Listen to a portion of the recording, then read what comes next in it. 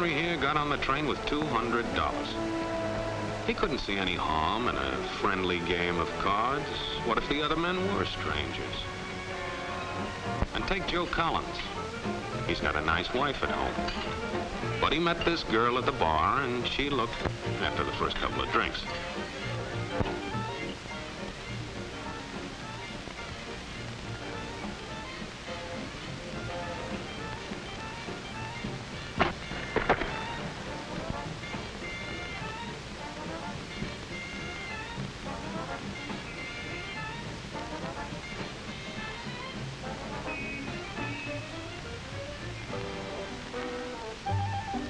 There's a good old-fashioned word for people like this. We call them suckers. And there are other people. People who stay up nights figuring out how to take away what they've got. There are all kinds of games. Mike here, for instance. He's got everything in me. He's young, he's healthy, got a job. And he's got plenty of food. Big factories to make things a man can use. Big cities to do the business of a big company. And people, lots of people.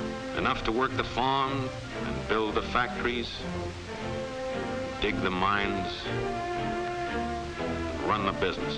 All kinds of people. People from different countries with different religions, different colored skins. Free people.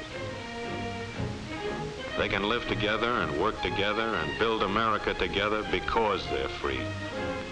Free to vote, to say what they please, go to their own churches,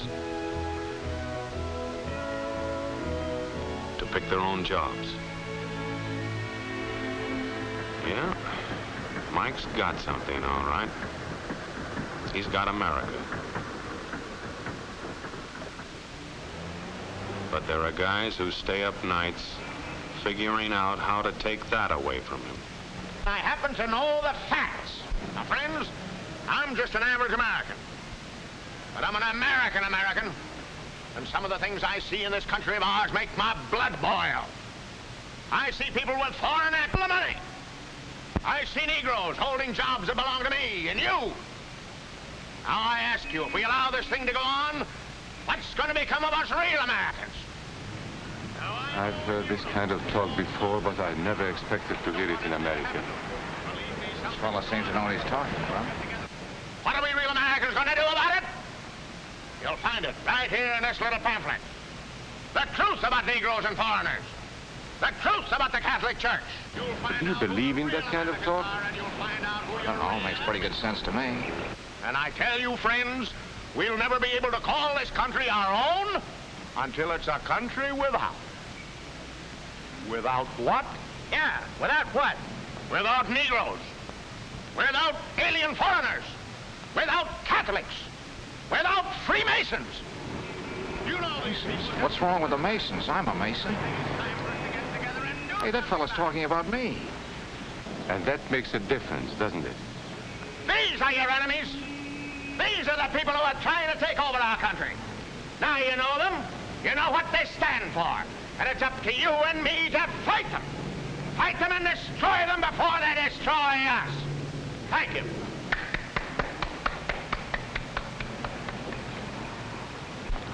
Before he said Masons, you were ready to agree with him. Well, yes, but he was talking about... What about those other people?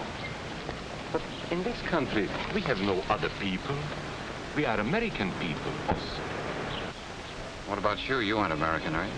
I was born in Hungary, but now I am an American citizen. And I have seen what this kind of talk can do. I saw it in Berlin. What were you doing there? I was a professor at the university. I heard the same words we have heard today. But I was a fool then. I thought Nazis were crazy people, stupid fanatics. But unfortunately, it was not so. You see, they knew that they were not strong enough to conquer a unified country. So they split Germany into small groups. They used prejudice as a practical weapon to cripple the nation. Of course, that was not easy to do. They had to work hard to do it. You see, we human beings are not born with prejudices. Always they are made for us, made by someone who wants something. Remember that when you hear this kind of talk. Somebody's going to get something out of it, and it isn't going to be you. This is not classroom theory. I saw it happen. I saw it first in Berlin in 1932. 5 young men that I knew were standing in the crowd listening to the Nazi speaker. Eric was a Catholic. Anton, a student of mine, was a Jew. Heinrich owned a small hardware store. Karl was a farmer. And Hans was an unemployed metal worker. To all you Aryan Germans, I say it is time you inherited the nation which rightfully belongs to you. To you alone belongs the glorious destiny of the Greater Germany. The Nazi Party will provide land for the farmer, work for the worker, and profits for the small businessman. Who is getting these things now? The Jew. The Jew who has stolen our nation and our birthright.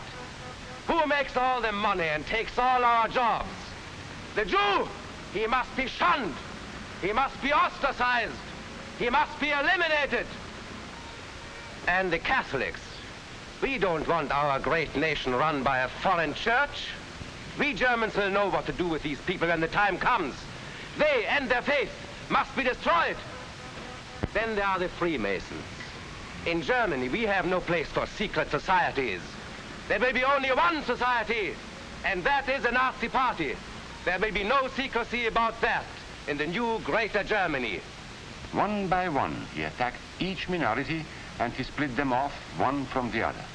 These men were all fellow Germans when they came here today. Now they were split into rival groups, suspicious of each other, hating each other. They were being swindled, all of them. But the man who was really being fooled was Hans. He was pure German, according to Nazi standards. To him they promised everything, and he fell for it. That's how Hans became a Superman. They gave him a uniform and they pumped up his ego. He wasn't just a little fellow out of work anymore. He was a member of the master race. Hans and thousands of others like him, all playing a sucker's game. They gambled with other people's liberty, and of course they lost their own. A nation of suckers. Hitler needed these people. There was lots of work to be done. There were trade unions to be smashed, because unions were organized and might offer resistance. There were many political parties in Germany. These the Nazis destroyed. They were determined to smash every organization where people might band together and resist them. There were Jews to be beaten and killed. The Jews were not powerful, but they were a convenient excuse for all the nation's ills. And besides, a Nazi party member could not take over this man's store. Hundreds of Catholics were put in jail because the Catholic Church had strength and could resist the Nazi drive for power. They had split the nation into 100 pieces, and then one by one, they had destroyed the pieces. Over these broken pieces, the Nazis rode into power. One party, one nation, one religion. These men had won their struggle for power. They now ruled all of Germany. But still they had trouble with their oldest and most persistent enemy, the truth. They found that truth does not die easily, and so they decided to abolish truth. One great source of truth is literature, so they burned books, 20 million of them. Many great men in Germany who were spokesmen for truth were jailed or driven from their country. Teachers, writers, scientists. Education was discouraged. In 5 years, college attendance dropped 53%. It was forbidden to listen to a British radio program or read an American newspaper. In Nazi Germany, you had to get your information from Dr. Goebbels. He knew what was best for you. The church was one force in Germany still strong enough to proclaim the truth in public. This Catholic priest was arrested the following day on charges of immorality. The Protestant church also continued to try and fight for truth. The Nazis put this man in a concentration camp. There were others who spoke for truth, and I am proud to say that educators were among them. And what, may I ask, is an Aryan? I don't know myself. But let us see what our present so-called authorities have to say about it. They say he is tall,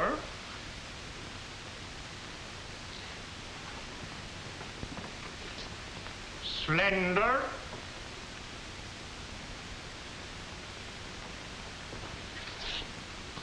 blue-eyed, and blonde.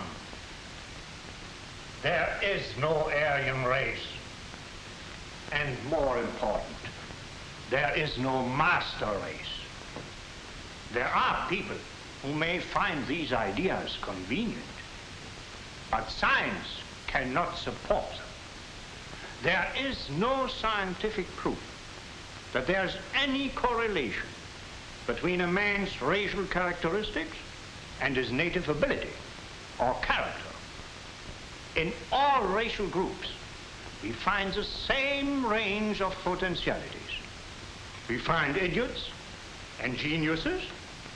We find criminals and philanthropists.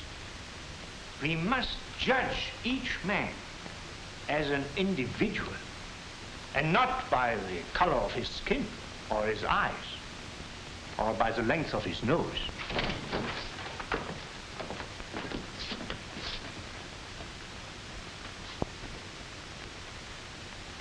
Come in, gentlemen. It's comfortable. And remember that there is no master race. That is a scientific truth. Anyone who tells you otherwise is lying.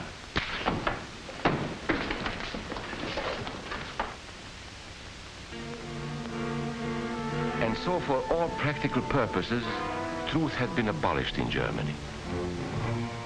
A lot of my German friends wondered what had hit them. How did it happen? Where did it start? It started right here.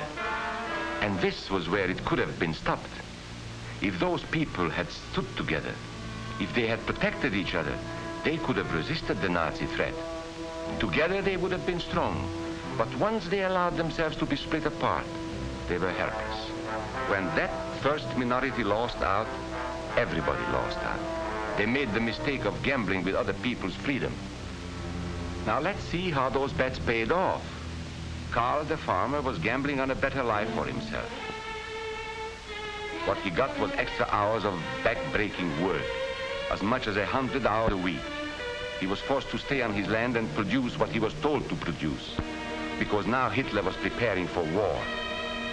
For Heinrich, who owned a hardware store, the bet didn't pay off either. 104,000 small businesses were closed in 2 years. And for Hans, conditions hadn't improved any. He had a job now in the munitions factory, but he worked long hours for little pay. The working conditions grew increasingly bad. And even though he didn't like the job, he wasn't permitted to leave it. And when Hitler decided the time was right, Germany went to war. Not by declaring war, but by a carefully prepared sneak attack. Once again, Hitler needed Hans to do his dirty work.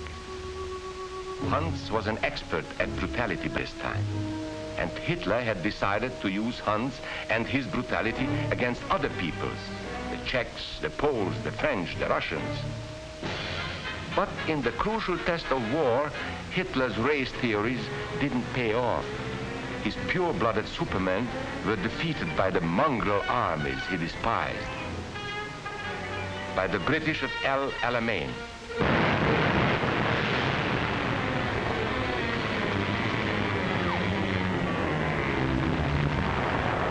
By the Russians at Stalingrad.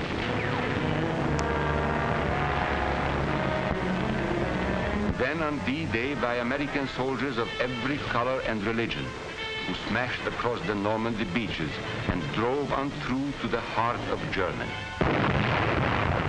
For the misguided Germans who had swallowed the Nazi bait, the Nazi game did not pay off.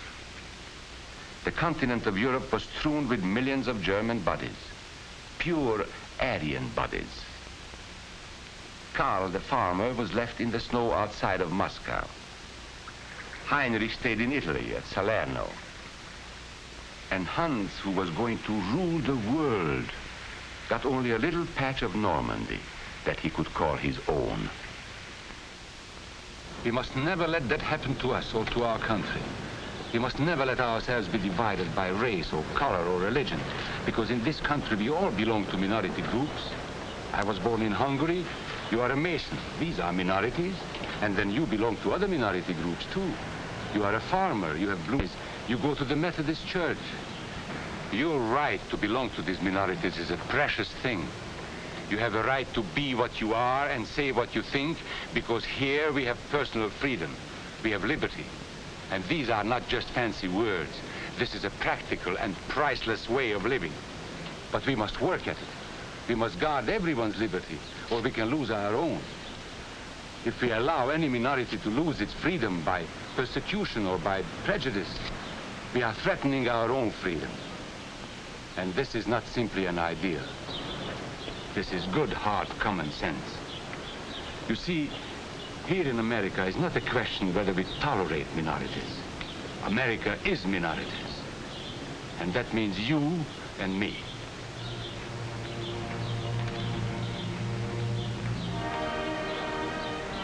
So let's not be suckers. We must not allow the freedom or dignity of any man to be threatened by any act or word. Let's be selfish about it. Let's forget about we and they. Let's think about us.